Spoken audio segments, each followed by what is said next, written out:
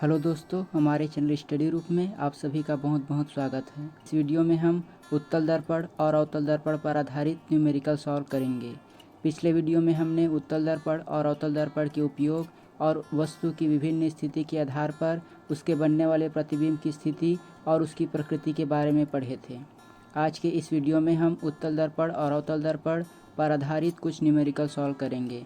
तो चलिए स्टार्ट करते हैं। सबसे पहले हम दर्पण दूरी मापन का सिद्धांत देख लेते हैं।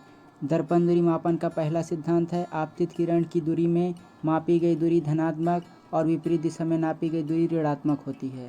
दर्पण और लेंस इन दोनों में हम हमेशा मानते हैं कि आपतित किरण हमेशा बाईं ओर से आपतित होती है। तो पहला सिद्धांत है, आपतित किरण की दूरी में मापी गई दूरी धनात्मक, अर्थात ये आपतित किरण की दूरी है तो इस दिशा में होगी ये धनात्मक और उसके विपरीत दिशा में होगी ऋणात्मक। अगला सिद्धांत है, मुख्य अक्ष के ऊपर प्रतिबिंब और वस्तु की लंबाई धनात्मक और नीचे ऋणात्मक होती है। ये है मुख्य अक्ष।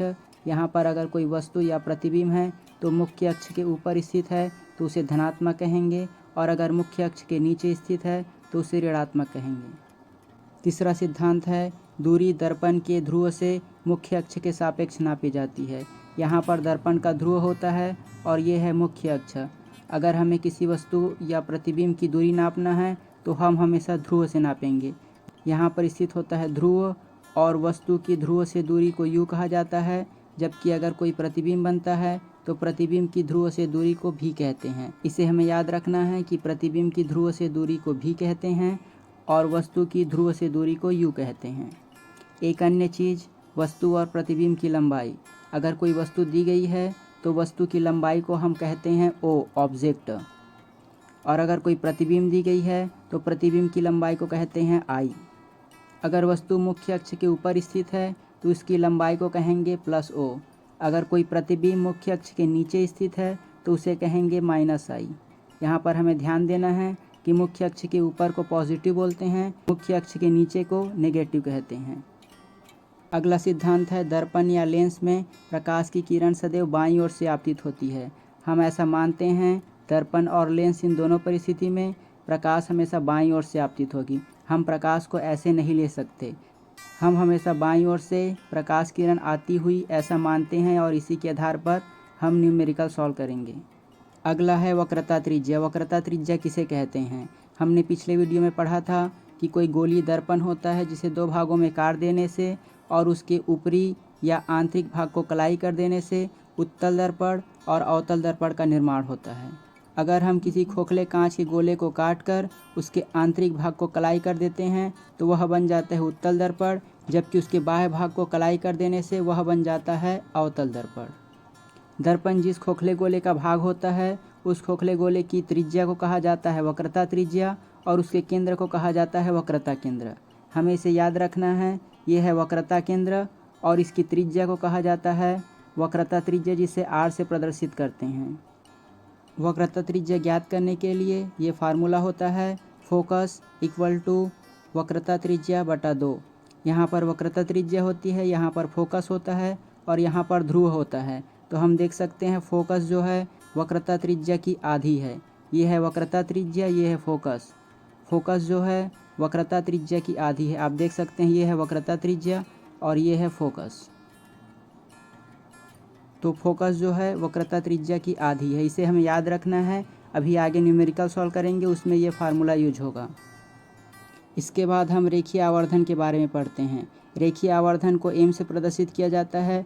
रेखीय आवर्धन का तात्पर्य होता है, यदि कोई वस्तु यहाँ स्थित है और अगर हम उत्तल दर्पण लेते हैं या अवतल दर्पण लेते हैं तो हम आवर्धन के माध्यम से ये ज्ञात कर सकते हैं कि बनने वाला प्रतिबिंब बड़ा होगा या छोटा होगा। यहाँ पर दिया गया है कि अवतल दर्पण की स्थिति में रेखीय आवर्धन हमेशा 1 से बड़ा होता है। हमें यह याद रखना है कि रेखीय आवर्धन 1 से बड़ा होता है केवल अवतल दर्पण की स्थिति में। उत्तल दर्पण में आवर्धन 1 से छोटा होता है, जबकि अवतल दर्पण में रेखीय आवर्धन 1 से बड़ा होता है। अगर प्रश्न में पूछा जाए कि यह कौन सा दर्पण है तो हम रेखीय आवर्धन ज्ञात करेंगे। अगर रेखीय आवर्धन का मान 1 से बड़ा आता है तो वह अवतल दर्पण होगा, और अगर रेखीय आवर्धन का मान 1 से कम आता है तो वह उत्तल दर्पण होगा। रेखीय आवर्धन का फार्मूला होता है I/O इक्वल टू -V/U। रेखीय आवर्धन को m से प्रदर्शित करते हैं। m का फार्मूला होता है I/O equal to minus V/U।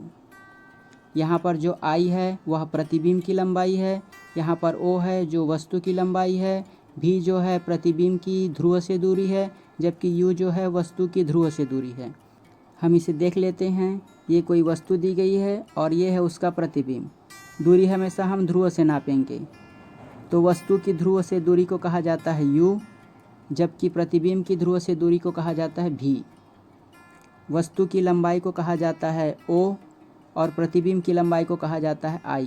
इस फार्मूला में आप देख सकते हैं I जो है प्रतिबिंब की लंबाई है, O जो है वस्तु की लंबाई है, V जो है प्रतिबिंब की ध्रुव से दूरी है, U जो है वस्तु की ध्रुव से दूरी है।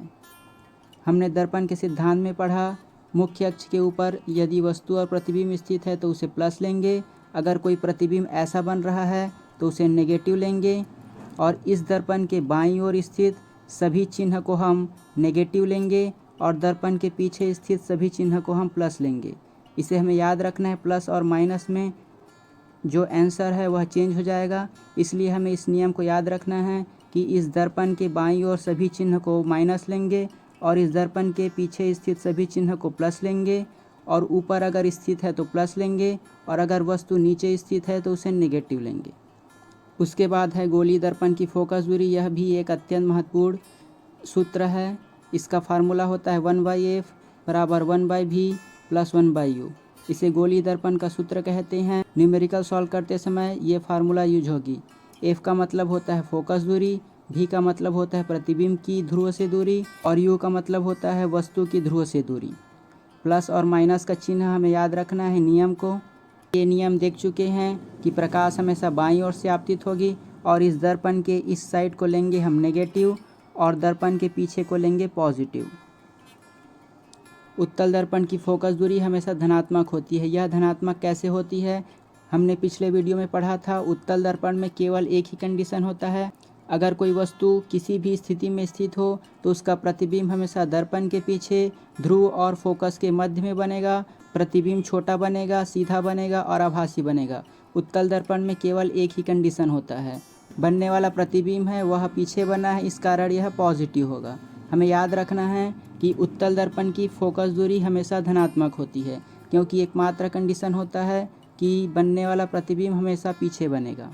अगला है उत्तल दर्पण की फोकस दूरी हमेशा ऋणात्मक होती है। ये है उत्तल दर्पण और इसमें बनने वाला प्रतिबिंब अलग अलग कंडीशन में स्थित होता है। जैसे अगर वस्तु अनंत में स्थित हो, वक्रता केंद्र में स्थित हो, फोकस में स्थित हो, वक्रता केंद्र और फोकस के बीच में स्थित हो, तो उससे बनने वाला प्रतिबिंब अलग अलग कंडीशन में बनता है, जिसे हमने पिछले वीडियो में देखा था। तो अवतल दर्पण में बनने वाला प्रतिबिंब हमेशा दर्पण के बाईं ओर बनेगा। इस कारण इसका फोकस दूरी हमेशा ऋणात्मक होता है। इन दोनों बिंदुओं को हमें याद रखना है कि उत्तल दर्पण का फोकस दूरी जो है वह धनात्मक होता है, जबकि अवतल दर्पण का फोकस दूरी ऋणात्मक होता है। तो चलिए न्यूमेरिकल हम स्टार्ट करते हैं। पहला न्यूमेरिकल है अवतल दर्पण के बारे में। अवतल दर्पण की फोकस दूरी 20 दी गई है, तो इसकी वक्रता त्रिज्या क्या होगी? ये कोई अवतल दर्पण है, इसकी फोकस दूरी दी गई है 20। तो यहाँ पर हमने अभी देखा कि अवतल दर्पण की फोकस दूरी नेगेटिव होती है, तो हम इसे पहले ही नेगेटिव मान लेंगे। हमें ज्ञात करना है r का मान। तो हम जानते हैं कि फोकस दूरी वक्रता त्रिज्या की आधी होती है। इस फार्मूला में जब हम मान रखेंगे तो फोकस दूरी होगा -20 इक्वल टू r/2। तो इसको तिर्यक गुणा करेंगे तो r का मान निकलेगा -40। इसका आंसर होगा -40, तो इसका सही आंसर होगा ऑप्शन बी।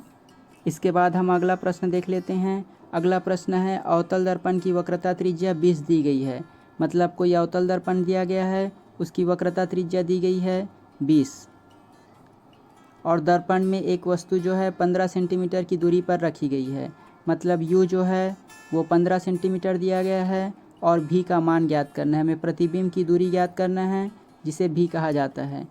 हमने अभी सिद्धांत पढ़ा कि आपतित किरण की दिशा में नापी गई दूरी धनात्मक होती है, जबकि विपरीत दिशा में नापी गई दूरी ऋणात्मक होती है। अब हम शॉर्टकट देखते हैं।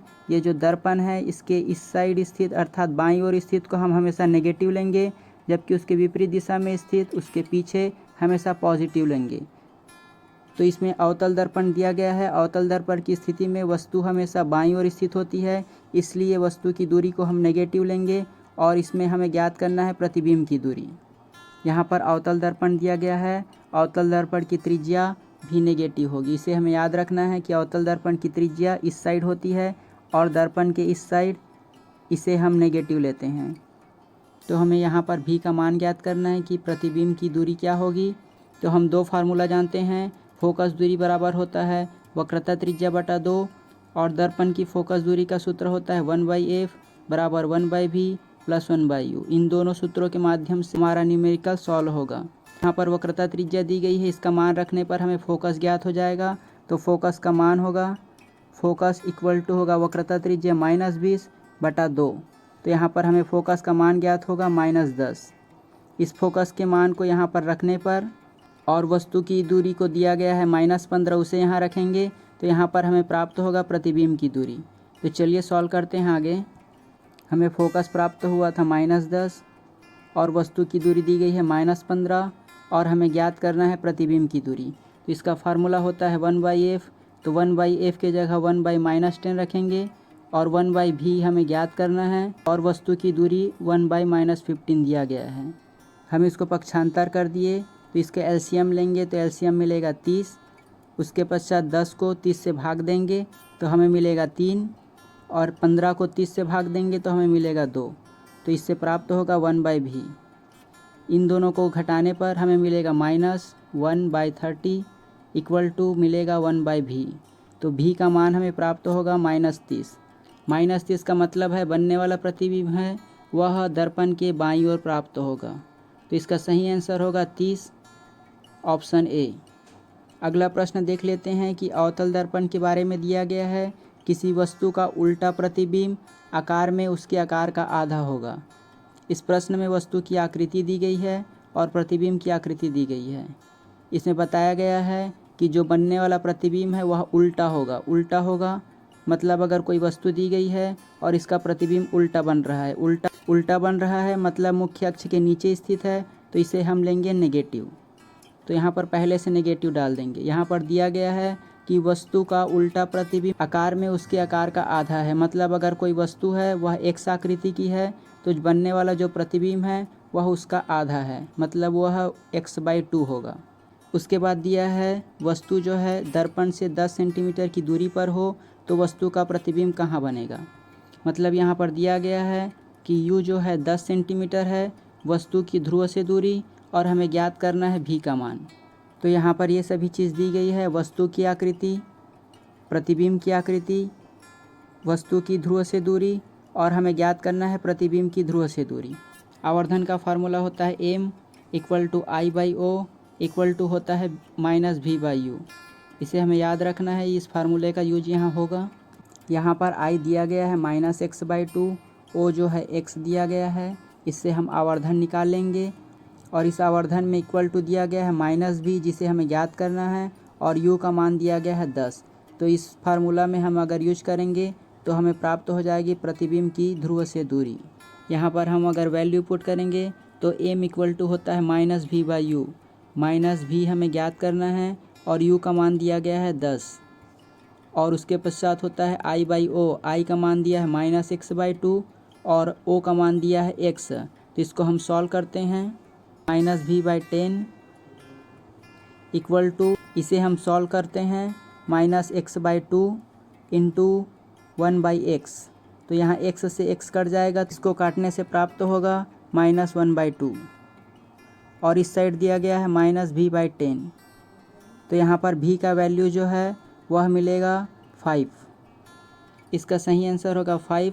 प्रतिबिंब कहाँ बनेगा, तो प्रतिबिंब जो है 5 सेंटीमीटर की दूरी पर बनेगा। इसके बाद हम अगला प्रश्न देख लेते हैं। यह उत्तल दर्पण से संबंधित है। उत्तल दर्पण की फोकस दूरी दी गई है। उत्तल दर्पण की फोकस दूरी हम जानते हैं कि उत्तल दर्पण की फोकस दूरी हमेशा धनात्मक होती है, तो इसे हम 15 सेंटीमीटर लिख लेते हैं।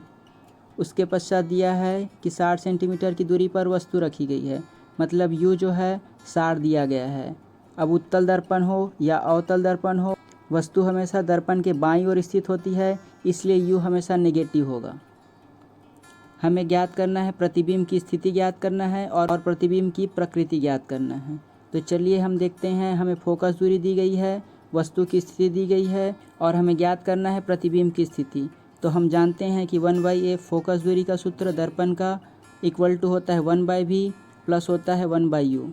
तो इसमें वैल्यू पुट करेंगे। f इक्वल टू 15, v का मान ज्ञात करना है हमें, u दिया गया है -60। तो हम यहाँ वैल्यू पुट करेंगे। 1/f इक्वल टू 1/f मतलब f के जगह 15 रख देंगे और 1/v हमें ज्ञात करना है और u का मान रख देंगे 60। ये जो है माइनस रहेगा। अब हम इसको पक्षांतर कर देंगे। 1/15 माइनस जो है प्लस हो जाएगा। 1/60 इक्वल टू होता है 1/v। तो इसको हम आगे सॉल्व करते हैं। 1/v, यहाँ पर 1/v इक्वल टू इसका एलसीएम लेंगे 60। यहाँ 15 दिया गया है, उसको 15 को 60 से भाग देंगे तो हमें मिलेगा 4 और यहाँ पर 60 दिया गया है, 60 को 60 से भाग देंगे तो हमें मिलेगा 1। तो 1/v मिलेगा हमें 5/60। इसको हम काट देंगे तो हमें मिलेगा 1/12। तो यहाँ पर v का वैल्यू मिला हमें 12। तो ऑप्शन बी सही होगा। आज के लिए बस इतना ही। अगले वीडियो में हम लेंस के बारे में पढ़ेंगे, पूर्ण आंतरिक परावर्तन, क्रांतिक कोण और लेंस से संबंधित न्यूमेरिकल भी सॉल्व करेंगे। तो अगर आपको हमारी ये वीडियो अच्छी लगी और आगे भी ऐसे ही और वीडियो पाना चाहते हैं तो हमारे चैनल को सब्सक्राइब कीजिए और बगल का नोटिफिकेशन बेल ऑन कर दीजिए ताकि हमारे द्वारा डाली गई सारी वीडियो आप तक पहुँचे सबसे पहले। धन्यवाद।